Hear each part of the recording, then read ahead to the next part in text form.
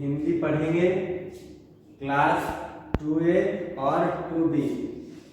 यह जो कविता आप देख रहे हैं, मेहनत का फल, यह कविता हम लोग ऑनलाइन क्लास के माध्यम से पढ़ चुके हैं। इन कविताओं का जो प्रश्न उत्तर है वह भी हम लोग लिख चुके हैं। आज हम लोग इस कविता को पढ़ेंगे और इस कविता के अर्थ को जानेंगे, कविता से मिली सीख के विषय में चर्चा करेंगे। कविता पढ़कर खुद से कविता की रचना किस प्रकार कर सकते हैं वह भी जानेंगे और इस पाठ में जो प्रश्न उत्तर दिए हैं उसके बारे में भी हम लोग पढ़ेंगे और जानेंगे। तो चलिए स्टार्ट करते हैं और इस कविता को ध्यानपूर्वक 2 बार पढ़ेंगे।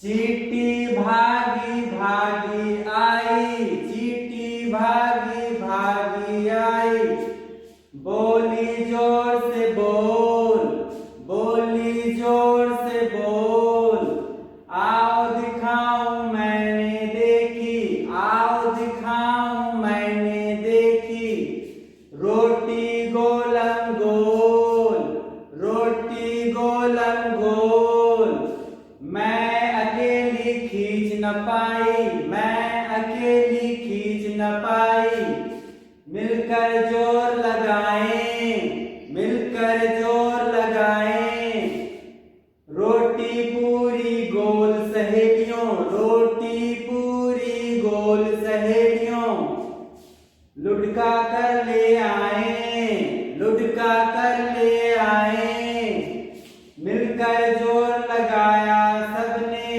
मिलकर जोर लगाया सबने, रोटी को सरकाया, रोटी को सरकाया, फिर सबने मेहनत के फल को, फिर सबने मेहनत के फल को बड़ी खुशी से खाया, बड़ी खुशी से खाया। तो यह कविता हम लोगों ने पढ़े और आशा है कि आप सभी लोग भी ऑनलाइन क्लास के माध्यम से आप सभी लोग भी इस कविता को पढ़ेंगे या पढ़े होंगे। तो चलिए अब हम लोग कविता के अर्थ को जानते हैं। तो एक चींटी को कहीं एक गोल रोटी दिखाई दी, एक चींटी को कहीं एक गोल रोटी दिखाई दी, वह रोटी को अकेले खींच नहीं सकती थी, वह रोटी को अकेले खींच नहीं सकती थी। उसने अपनी सहेलियों को यह बात बताई, उसने अपनी सहेलियों को यह बात बताई, फिर सबने जोर लगाकर रोटी को सरकाया, फिर सबने जोर लगाकर रोटी को सरकाया और बड़े मजे से खाया। इस प्रकार कविता में मिलजुल कर काम करने का अच्छा फल बताया गया है। यह था कविता का अर्थ। कविता से मिली सीख, कविता से हमें यह सीख मिलती है कि हमें मिलकर काम को करना चाहिए।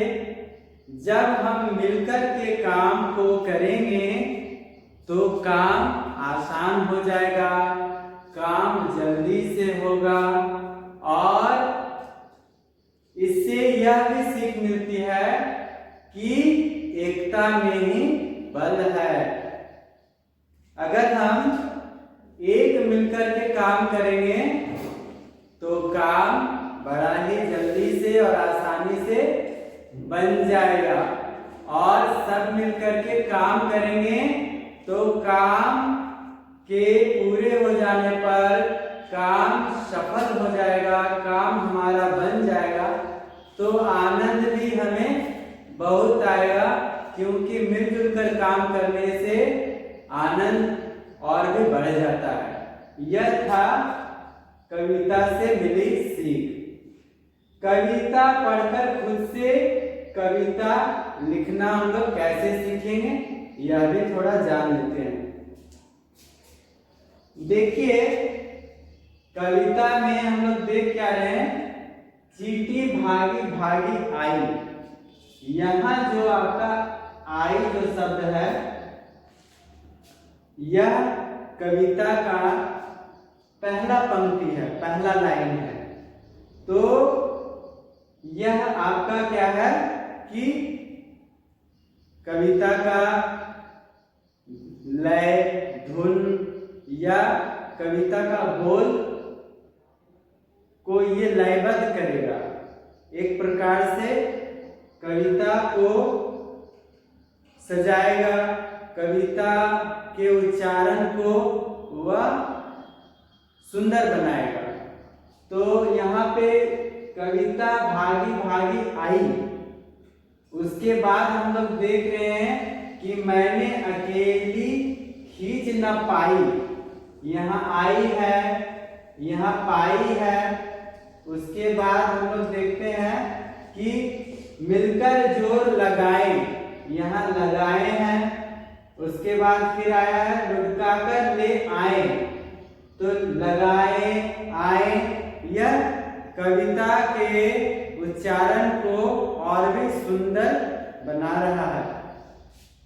मिलकर जोर लगाया, यहाँ क्या है, लगाया।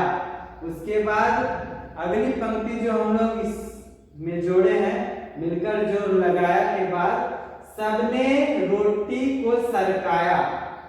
तो एक सेंटेंस यानी एक जो पंक्ति है, एक जो वाक्य है, उस वाक्य का जो रिदम है, जो आखिरी शब्द है लगाया, फिर उसी बोल को या उसी बोल के अनुसार फिर अगला पंक्ति, अगला लाइन हम लोग बनाए हैं।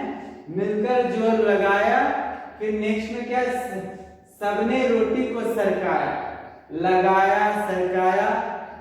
इस प्रकार से कविता की रचना जब हम लोग करते हैं तो यह कविता को पढ़ने में और भी सुंदर और अच्छा बना देता है, सुनने में बड़ा ही मधुर हमें लगता है।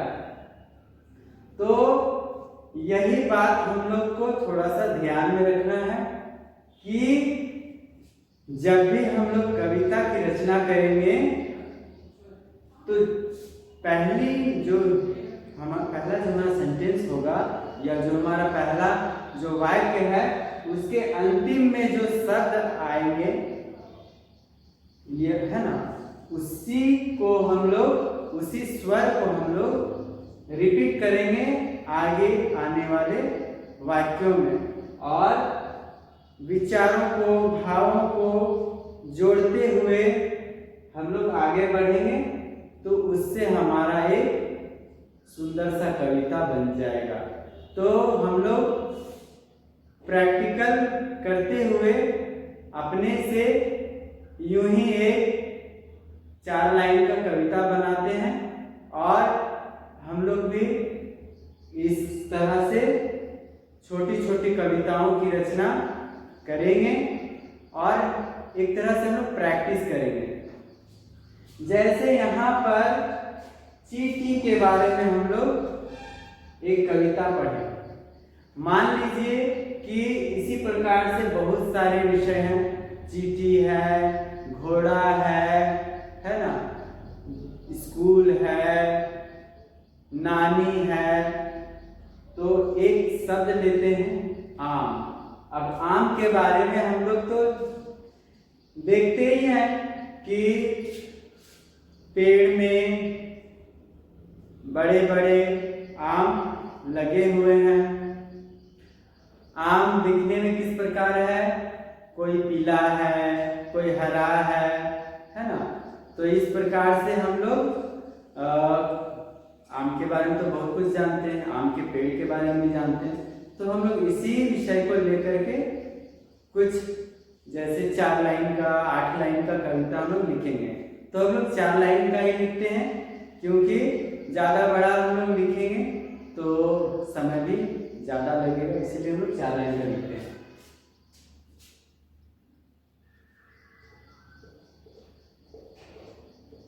देखो मीठे मीठे आम,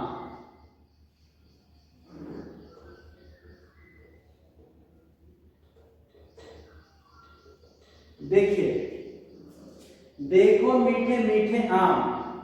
अब हम लोग इससे पहले एक बार पढ़े थे हिंदी में, क्लास 1 में पढ़े थे। इससे पहले जो वीडियो आया था उसमें पढ़े थे तुक वाले शब्द। तो कविता की रचना करने में तुक वाले शब्दों का ही प्रयोग किया जाता है। जैसे यहाँ पर कौन कौन से तुक वाले शब्द आएंगे?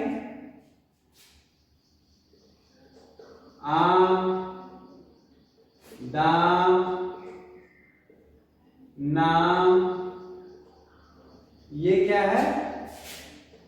तुक वाले शब्द है, मतलब इनका उच्चारण एक जैसा हो रहा है। सुनने में भी आम आम, आम, दाम, नाम, ये म का जो ध्वनि है पैदा हो रहा है लास्ट में। तो यह जब हम लोग भाव के साथ, विचार के साथ जब हम लोग इसको एक सेंटेंस के रूप में लिखते चले जाएंगे, मतलब स्टेप बाय स्टेप, तो एक हमारा कविता बन जाएगा। तो इन्हीं शब्दों से हम लोग कविता को बनाएंगे। तो देखो मीठे मीठे आम,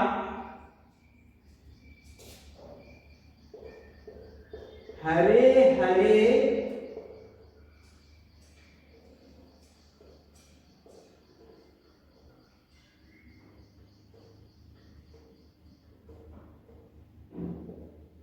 पीले पीले। देखो मीठे मीठे आम, हरे हरे पीले पीले,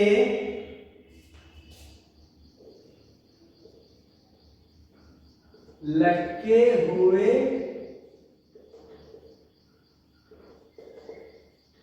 आम। यहाँ पर हम लोग कविता पढ़ेंगे। देखो देखो मीठे आम, यहाँ पे आम शब्द आया, हरे हरे पीले पीले लटके हुए आम, यहाँ भी आम शब्द है। तो ये जो म का जो ध्वनि पैदा हो रहा है आम, है ना। फिर नेक्स्ट स्टेप में दाम, तो यह जो ध्वनि उत्पन्न हो रहा है, इस ध्वनि के कारण कविता सुंदर और मधुर बन रहा है। और भावों को, विचारों को जोड़ते हुए इसी ध्वनि से आगे बढ़ेंगे, आगे लिखेंगे।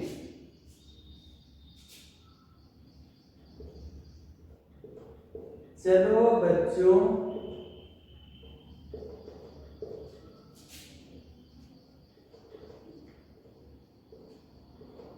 मिलकर तोड़े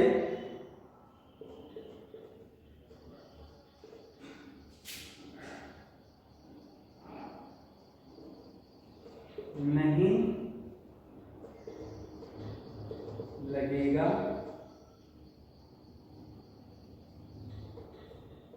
कोई दाम। अब देखिए, देखो मीठे मीठे आम, हरे हरे पीले पीले लटके हुए आम, चलो बच्चों मिलकर तोड़े नहीं लगेगा कोई दाम। तो यह हम लोग जो देखते हैं अपने चारों ओर, उन्हीं बातों को कल्पना करके लिखे हैं। और ये इसको कविता का जो ध्वनि है, लास्ट जो सेंटेंस का जो आखिरी वर्ड है, देखो देखो मीठे आम, ये जो आम यानी म का जो ध्वनि पैदा हो रहा है। जैसे यहाँ पे चींटी भागी भागी आई, मैं अकेली खींच ना पाई, ये जो आई आई की जो ध्वनि है ना, उसी तरह का ध्वनि हम लोग यहाँ पर जोड़े हैं, आम दाम, है ना, इस प्रकार से। तो आगे हम लोग देखते हैं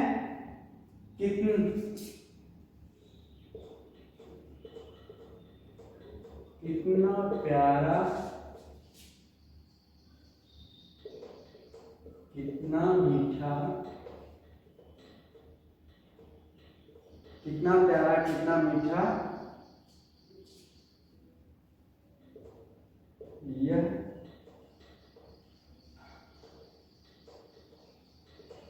रसीला